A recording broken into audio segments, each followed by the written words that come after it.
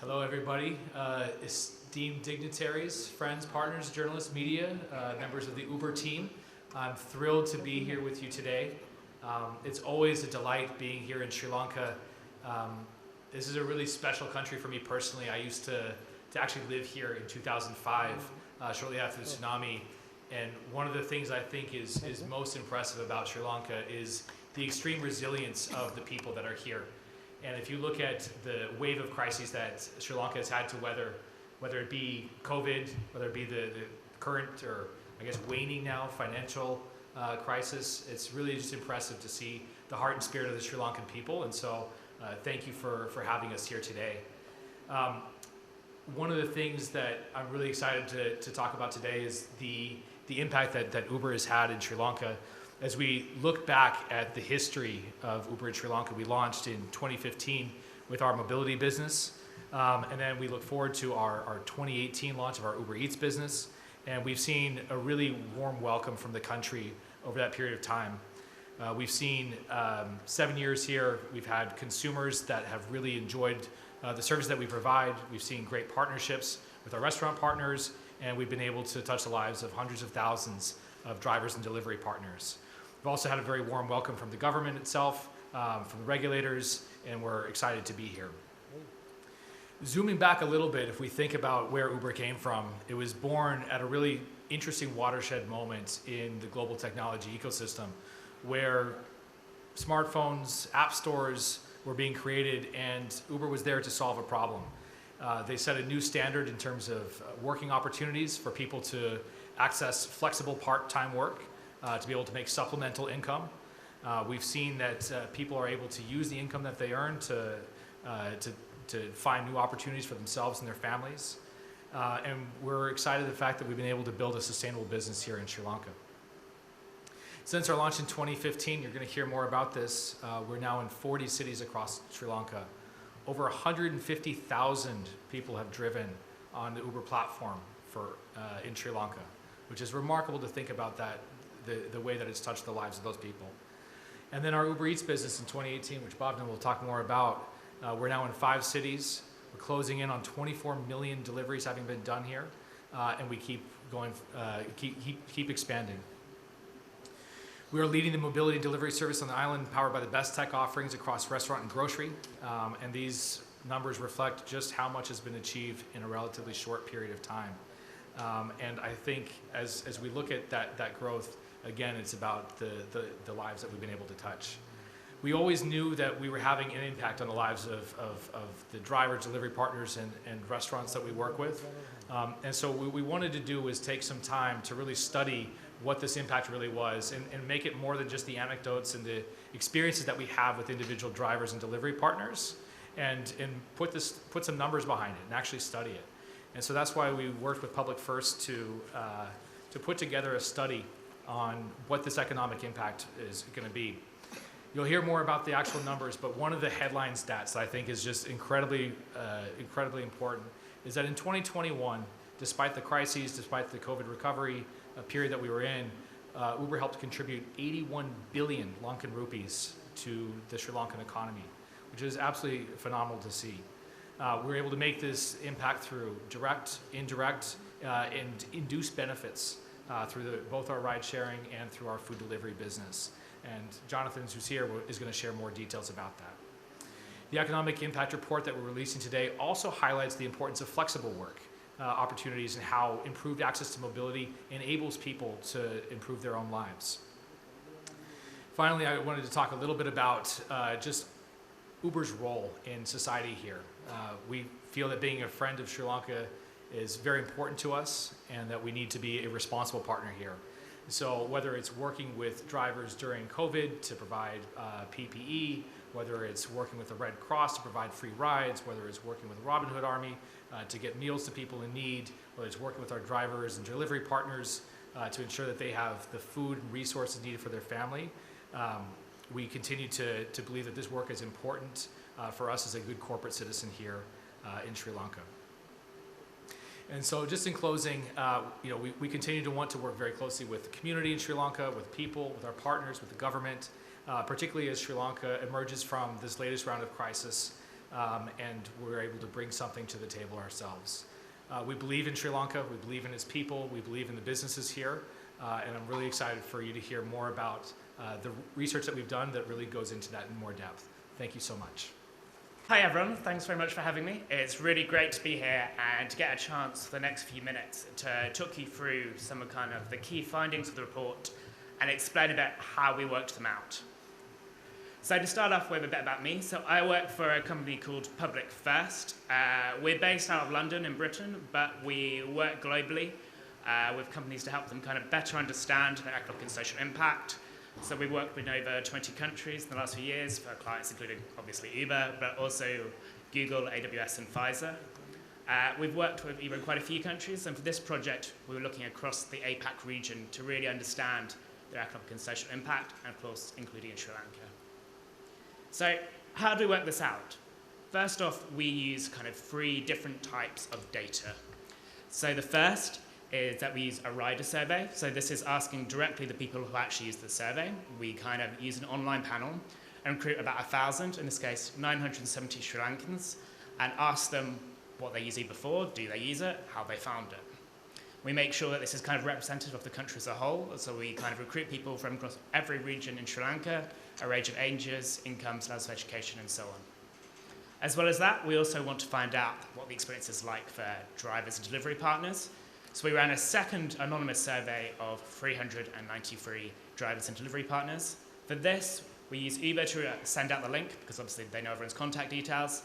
But the actual survey is hosted on our platform, so people can be completely honest and tell us what they really think. And then finally, Uber themselves just provide us with some internal data. This is things like the total number of trips, total number of payouts, just so we can make sure we get the economic value measured as accurately as possible. So those are the sources of the data, and I kind of want to take you through 5 different areas quickly of Uber's impact. So 1, kind of the economic footprint, 2, the impact for consumers and riders, 3, for drivers and delivery partners, 4, restaurants, and 5, communities. So let's start with the big number, the economic footprint number. So this is our estimate that in last year, Uber unlocked 81 billion in value for Sri Lankan drivers, delivery partners, restaurants, and other businesses. And I should probably stress that this is the value that Uber is creating within Sri Lanka. This is not taking account kind of Uber's own commercial business. This is just value for Sri Lankan businesses and workers. So what goes into this number? So as Mike mentioned, this is kind of the sum of 3 different elements, the direct, the indirect, and induced. But what does that actually mean? So the direct impact, this is basically kind of the net payouts that Uber makes to drivers, delivery partners, and restaurants. Again, this is after Uber's commission, so this is the net impact that's going directly to them. And we're not taking into account either Uber's kind of offices or employees within the region. There's also the indirect impact. So this is, you might have a car, but then you need somebody to service your car, you need to buy fuel, you need to repair, and all that puts extra money into the Sri Lankan economy because that goes to other Sri Lankan businesses. Over a restaurant, you need to buy food, you need to buy kitchen supplies. So you have the indirect impact of the supply chain. And then finally, you have the induced impact. So if the indirect impact measures kind of your business costs, this measures the fact that if you're a driver, you now have extra income, and just in your day-to-day life, you go out and spend that in shops and restaurants. So we take the direct impact, the indirect impact, and the induced impact, which is kind of a standard economic impact model, and we get to the 81 billion. As important as the economic value, I always think, is just the experience Uber is making for consumers and for the people who work through it. So one thing we like to do in the polls across whenever we do these in different countries is just ask people how big a difference Uber has made to them. So as part of the poll, we give them a list of kind of different things they might have experienced in the last 10 years, like new roads, new public transport links. And we find again and again that people say that like ride sharing has made the biggest difference the last decade of anything else. So why? Why does it matter? So as part of the consumer survey, we also ask people just to put in their own words a sentence or 2 about why they use Uber. You can see some of those quotes in the actual report. But I think it's worth dwelling, this is a word cloud, which kind of takes out some of the words that come up most popular. And you can see convenient and easy really come through. People find that Uber is just a convenient, easy, and reliable way to get them where they need to go. Another way we see this is that we just ask people a kind of list of factors and say, how important are these for why you use Uber? And you can see that basically they're all important, but the ones at the top there are safety, reliability, and time saved. So we say Uber is convenient, it saves time. How much time? So we estimate that kind of in a standard year, Uber is saving riders about 3.7 million hours a year. How do we estimate that? So we ask people basically. So in our consumer survey, we ask people to think back to their last kind of Uber trip and do a little thought experiment. If they couldn't use Uber, how much longer or shorter would it take? We do let people say that it would have been short to do something else, but on average, people say that it would take them longer not to have taken Uber. We take that average, and we know from Uber the total number of trips, and so we can multiply those together and get 3.7 million. So time saving convenience is a big one, but as we know, there are all these other factors, like safety and reliability, and we want one way of quantifying this. And so one way we do this is through something economists call the consumer surplus. So this is basically the value a product creates beyond what you paid for it. Because obviously you have to pay the fee, but most things are often worth more than that to us. And we estimate that together Uber and Uber Eats are creating 52 billion in consumer surplus beyond what people are paying for them. How do we estimate that? Well, again, we do a bit of a thought experiment. So we ask people in the survey a little kind of choice, that they imagine that they can either keep access to Uber, as they normally do for the next month, or we can take it away their access, but we pay them some money in compensation. We then randomise that amount a bit and kind of see, presumably if you pay people enough, eventually people will give up access to Uber, but how big do we estimate that number go? This is kind of based on a methodology that has been widely used to value free internet services like Google or WhatsApp. So we did that, we looked at the percentages of people who said they would keep Uber, even if we offered to pay them to give it up, and then we used that to draw a kind of standard economist demand curve and work out the consumer surplus, which was this 52 billion number, both for Uber and for Uber Eats together. So as important as consumer impact is obviously the impact it's creating for drivers and delivery partners. So again, this was from an anonymous survey, but we did find that drivers overall said they were very satisfied with their work. 61% of drivers and delivery people said they were satisfied. One reason for that is that they earn additional income through it. So we estimate that in total they earn about 775 million more through Uber than they would do if they weren't able to work for it. And that's about 27% more than their next best alternative. It's not just about the income though, it's also about the flexibility. So we also, for the drivers, do another thought experiment for them, but in this case, we ask them, would you rather keep the flexibility you have with Uber or be paid more but lose that flexibility and have to go to fixed hours? And we do kind of a random amount to pay them more. And we found that even if we offered them 50% more income, so 50, they still would rather just keep that flexibility. And by quantifying that, we get to this 1.2 billion number. Next up, restaurants. So we know that delivery services like Uber Eats make it a lot more convenient for people to try out new restaurants. So 88% of Uber Eats users said that they made it easier to discover new restaurants, and about just under 3/4 said they'd order from somewhere completely new thanks to food delivery apps. That's not just good for consumers, it's also good for obviously restaurants. So a just standard kind of estimate for an academic paper is that on average, about 30 to 50% of the revenue that goes to restaurants through food delivery apps is additional. That means that even if they didn't exist, people wouldn't have just gone for another type of takeout or gone to the restaurant, they just wouldn't have ordered it at all. And in total, we find that about 2 billion rupees went in additional value to restaurants in Sri Lanka. And then finally, I just wanted to look a bit at the community impact. So I think one of the most important versions of this is just safety. So 96% of female riders said that safety was an important reason why they chose Uber. And we find in general, over 60% of people, both male and female, told us that often Uber was just the safest way for them to get home at night. As well as safety, we also find that Uber helps complement public transport, that it's not a choice of Uber or public transport, that often people use an Uber to get to a place where they can get a bus or a train or whatever. And based on our consumer findings, we found about 1 in 7 trips connect to public transport. And for some people, that means that they don't even have to have a car altogether, which can be particularly important at a time of high fuel costs. So in total, about 2/3 of riders without a car said that having access to Uber was really important in making that possible. So that was a quick overview of some of the key findings of the report. There's lots more if you take a read through it. I'm happy to answer any questions later on. Thank you very much. Welcome to the dignitaries on stage, my friends from Uber and friends from the media fraternity. It gives me immense pleasure to be here as part of the economic impact report unveiling. and to also talk about the evolution of Uber's ride-sharing business in Sri Lanka. It's so nice to see the positive impact that Uber has created, not just for the business, but for the economy and for the society in Sri Lanka. Let's quickly take a look at where it all started. Uber started in Sri Lanka in 2015. It started with the typical four-wheeler business that we started with cars, and quickly we transformed ourselves into a multimodal mobility player. We launched the three-wheeler business, the tuk business, in 2018. We launched the two-wheeler motor business in 2019. And in 2020, when the business was shut down and all of us were in lockdown, we launched the Uber Connect service, which helped people communicate safely with each other through sending packages. And then we saw a big uptick for this product during the lockdowns. Moving on, we have launched in 40 cities in Sri Lanka. And we are very glad to say that we have served more than 2 million customers in Sri Lanka. And we have created earning opportunities for more than 150,000 driver partners in the country.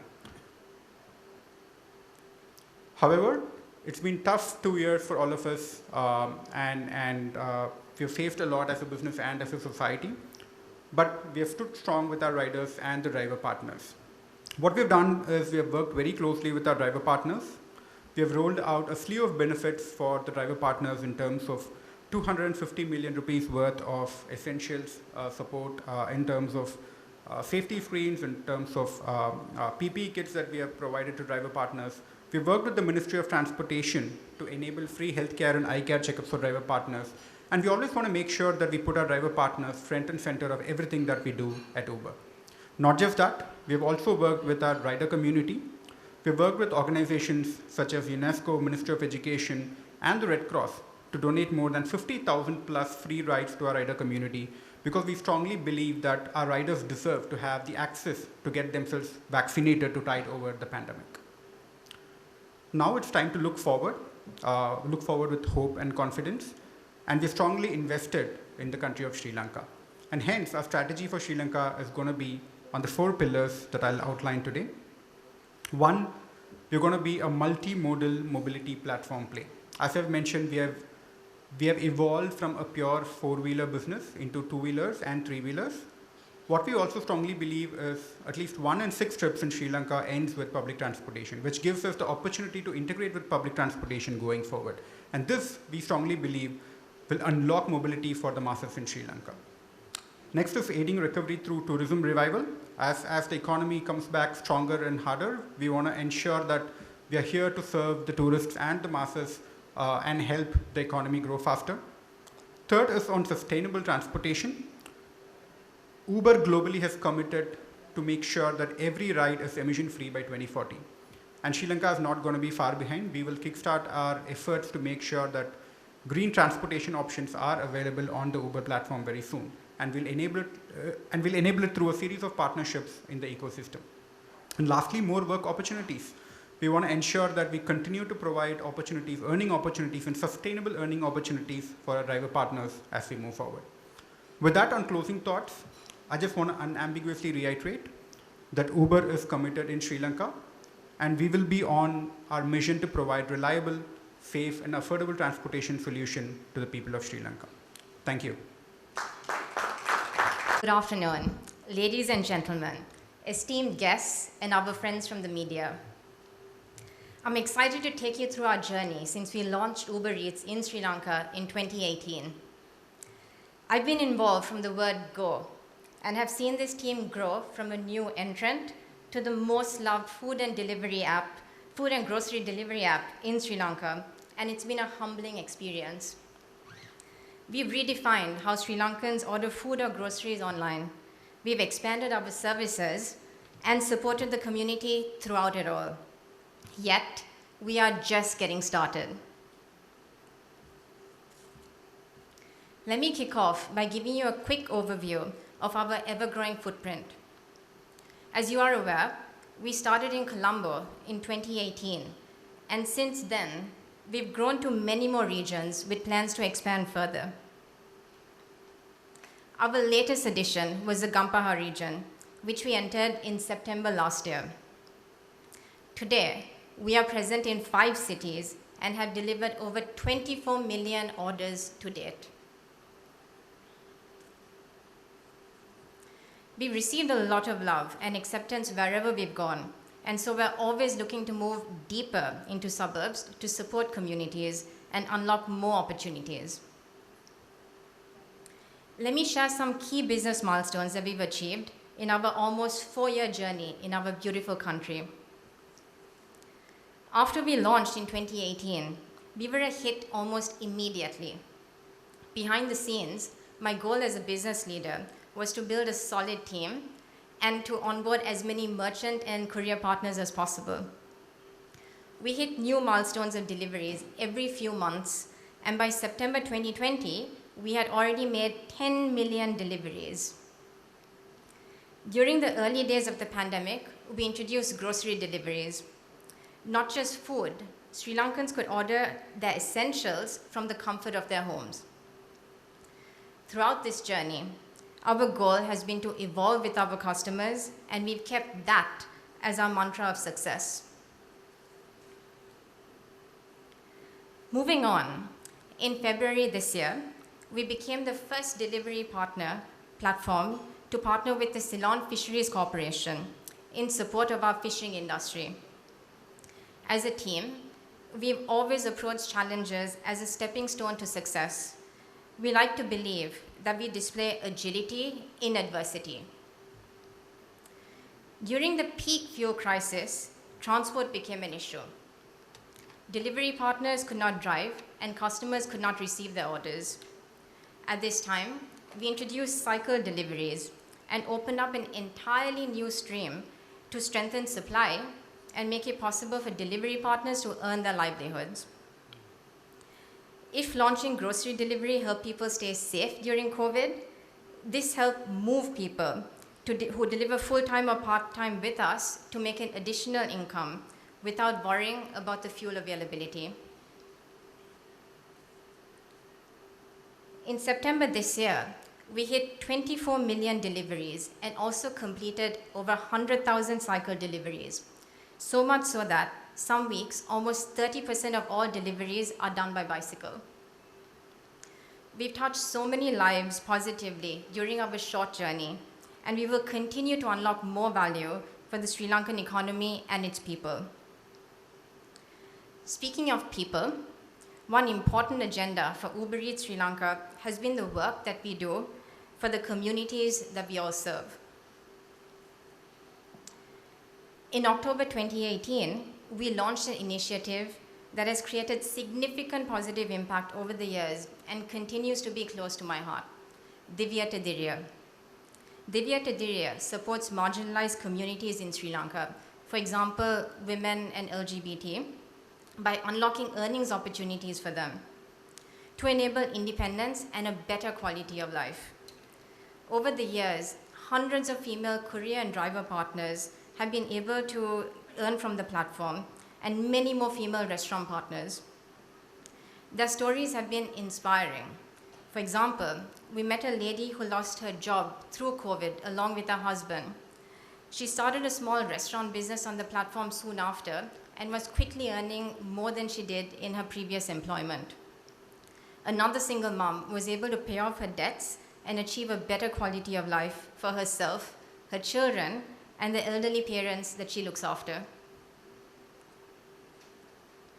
We also handed out 21 million rupees worth of PPE kits to protect our courier and driver partner earner base. During the early onset of COVID, we partnered with the Voice for Voiceless Foundation to provide dry ration kits to families in need around the country, while access to essentials was challenging. We also initiated welfare initiatives worth 250 million rupees to support delivery and driver partners. We really believe in the potential of Sri Lanka. Towards the end of 2021, we launched an entrepreneurship challenge to encourage creativity and innovation across our earner base. The ideas received were outstanding, and the best 3 were awarded. In December 2021, we partnered with NGOs that help empower female and LGBTQ partners by providing access to counseling services, legal advice, and safety trainings. During the economic crisis, we waived off commissions from essential items such as milk and rice to support our merchant partners in accessing the items and enable availability of it to our customers. Recently, we donated $200,000 to Sri Lanka Red Cross to deliver life-saving medication and food rations to the families who were most impacted through the crisis. Along with the Robin Hood Army, we also raised donations through our Delivering Love campaign via the Uber Eats app. Uber matched the amount of every donation made. We are excited about building not just for 2023, but for the next 10 years and beyond, with continued focus on areas that we're passionate about. To call out a few, we will go deeper into grocery and essentials distribution, as deliveries of essential services becomes even more top of mind to communities who prefer to obtain the convenience from the comfort of their own homes. Using our tech and global expertise, we look forward to unlock more opportunities and support the country in recovering from the ongoing crisis. New flexible work opportunities will also contribute to the economy by enabling those who are not currently in the workforce. We will continue our focus with micromobility and sustainable supply offerings to collectively work towards a greener Sri Lanka with less dependency on scarce resources. And as always, we will continue to focus on our delivery and merchant partners to ensure that Uber Eats remains to be their platform of choice where they can get sustainable earnings. It has been an action-packed few years so far, and we are just getting started in Sri Lanka. Thank you. Ladies and gentlemen, on behalf of Uber and Uber Eats Sri Lanka, it's my honor and privilege to extend the vote of thanks to all of you. Each one of you contributed to making the launch of our first ever economic impact report in Sri Lanka a grand success.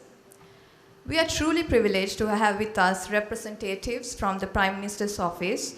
On behalf of everyone at Uber, I thank them for taking the time out of their tight schedules and supporting us today. I would also like to express a heartfelt gratitude to representatives from the US Embassy, from industry associations, AmCham Sri Lanka, and Slascom for supporting us by being here today. My sincere thank you to our friends from the media, cutting across print, online, and broadcast, who have graced the event this afternoon with their presence. Thanks for taking the time out from your schedules. Without you, this event would not be complete. Our very own APAC policy head, Mike Orgil, who has traveled all the way from Singapore. Our South Asia operations head, Shiva Shailendran, who has traveled from Bangalore, India. I also must take the opportunity to thank Jonathan.